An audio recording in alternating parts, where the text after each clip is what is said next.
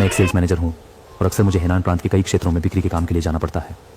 मुझे याद है कि 2019 की गर्मियों में कंपनी ने मुझे लोयांग के एक छोटे से कस्बे में काम के लिए भेजा था। वो जगह हमारे नए स्थापित सेल्स पॉइंट का स्थान था, जो काफ़ी दूरस्थ था। जब मैं वहाँ पहुँचा तो शाम के 7 बजे से ज़्यादा हो चुके थे। समय को देखकर मैंने फैसला किया कि अगली सुबह काम शुरू करूँगा। उस दिन भारी बारिश हो रही थी और लंबी ड्राइविंग के कारण मैं बहुत थका हुआ महसूस कर रहा था। इसलिए मैंने काउंटी रोड के किनारे एक पुराना सा दिखने वाला होटल ढूंढा और सोचा कि यहीं रात गुजार लूंगा। अगली सुबह स्थानीय पार्टनर से संपर्क करने का विचार था। अच्छी तरह से आराम करने के लिए मैंने कार पार्क की और होटल में चेक इन करने के लिए जाने की तैयारी की।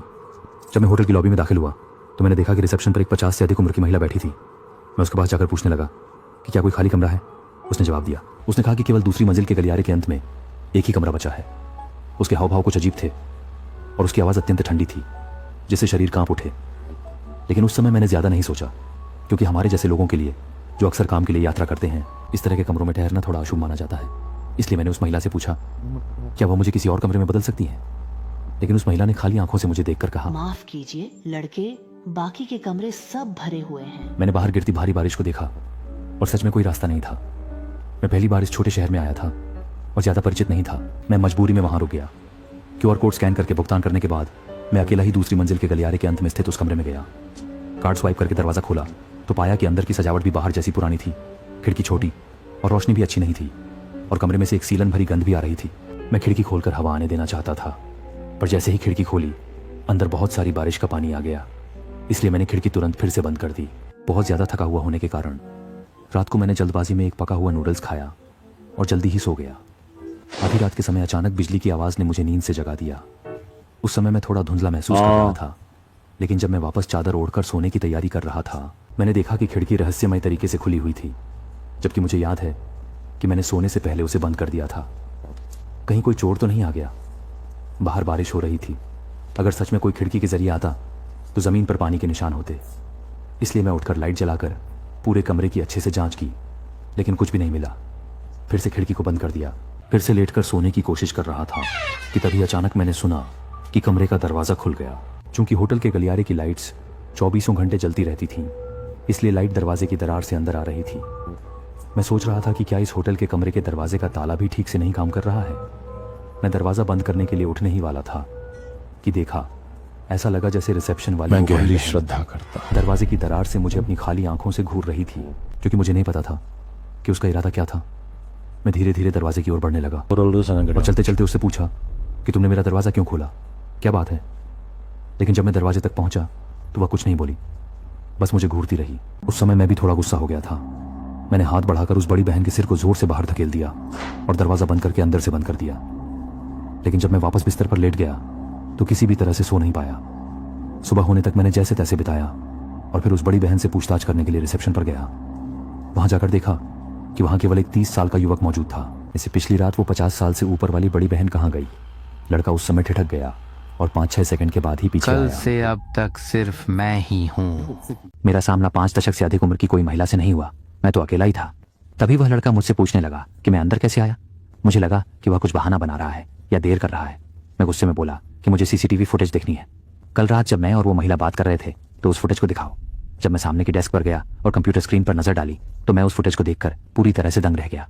मैंने देखा कि CCTV में कल रात होटल की रिसेप्शन पर सिर्फ मैं अकेला था और सामने की खाली सीट की ओर इशारा करते हुए कुछ बोल रहा था। मेरे पूरे शरीर से ठंडा पसीना छूटने लगा और मेरी आवाज थोड़ी कांपने लगी। मैंने उस लड़के से पूछा कि तुम कल से अब तक लगातार यहाँ क्यों हो, क्योंकि कल रात मैंने तुम्हें क्यों नहीं देखा। उस समय लड़का, मुझे खेद है कि कल मेरा पेट खराब हो गया था और उस समय मैं शायद वॉशरूम गया था।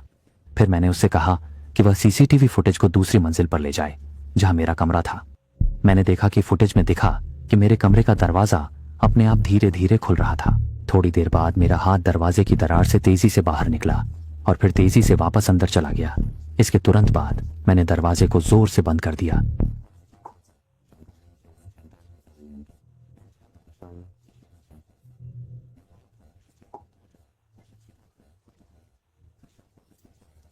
यहां तक कि उसने मुझे और भी सन्न कर दिया। मिस्टर भाई, कल पूरे होटल में केवल आप ही मेहमान थे, दूसरे मेहमान हो ही नहीं सकते। उसकी बात सुनकर मेरी आंखों के आगे सब घूमने लगा। मेरे पैर कमजोर हो गए और मैं लगभग जमीन पर गिर पड़ा। उस वक्त मैं बस तेजी से इस होटल से निकल जाना चाहता था। आखिर में मैंने इस रिसेप्शन के लड़के से मेरा सामान नीचे ले जाने में मदद करवाई। आज तक मुझे याद नहीं कि उस समय मैं उस होटल से कैसे कार चलाकर निकला, लेकिन मैं अचानक गंभीर रूप से बीमार हो गया और मुझे अस्पताल में 2 हफ्तों से ज्यादा रहना पड़ा। तब जाकर मैं अपने काम पर वापस आया। उस छोटे से शहर में मैं कभी वापस जाने की हिम्मत नहीं कर पाया और कंपनी को बाद के काम के लिए किसी और सहयोगी को भेजना पड़ा। क्या आपने कभी अजीब घटनाओं का अनुभव किया है? हालांकि अब मैं बड़ा हो गया हूँ, लेकिन अपने बचपन की एक घटना मुझे अब तक याद है। ये तब की बात है जब हमारा परिवार नानी के घर खेल रहा था।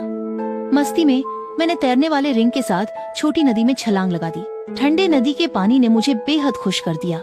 माँ भी मेरे पास एक टुकड़ा तरबूज लेकर आई ताकि मैं खेलते हुए खा सकूं। मेरे भाई बहनों के पास तैरने का ट्यूब नहीं था और वे नदी के बीच में जाने की हिम्मत नहीं कर सके, लेकिन खेल कूद का शौकीन मैं दूर के पानी में जाने का चयन कर बैठा। मैं तैरने के ट्यूब में बैठा और सुंदर बादलों के नजारे का आनंद ले रहा था। अचानक मेरे पास एक काली छाया प्रकट हुई। मेरा हाथ एक सफेद बड़ी हाथ से मजबूती से पकड़ा गया। मैंने पानी में एक गोरी लड़की को देखा। उसने मुझसे बातचीत की, बचपन की बातें की और मुझे भी बहुत खुशी हुई कि कोई है जो मेरे साथ खेल रहा है। उसने मुझे बताया कि यह जल क्षेत्र बहुत गहरा है और सुरक्षित नहीं है। उसने मुझे स्विमिंग रिंग को कसकर पकड़ने के लिए कहा और पानी के नीचे से मुझे आगे की तरफ धक्का दिया। हम दोनों बहुत खुश होकर खेल रहे थे। जल्द ही वह मुझे अपेक्षाकृत सुरक्षित उथले पानी के क्षेत्र में धकेल लाई। वह मुझसे विदा लेने की तैयारी कर रही थी कि तभी दादी गांव वालों को लेकर मुझे ढूंढने के लिए बाहर आईं। जब दादी ने मुझे देखा तो उन्हें इतनी घबराहट हुई कि जूते उतारने की भी परवाह नहीं की और पानी में दौड़कर मुझे उठा लिया। मैं नहीं समझ पाया कि दादी इतनी घबराई हुई क्यों थी। मैंने पानी में लड़की की ओर देखा, लेकिन नानी ने मेरी आंखें ढंक दी। कई सालों बाद मैंने नानी से अपने बचपन की बात की। नानी ने दीवार पर लगे चित्र की ओर देखा और मुझे बताया कि उस दिन मेरे साथ खेलने वाली लड़की उनकी स्वर्गीय बहन चुई हुआ जैसी दिखती थी।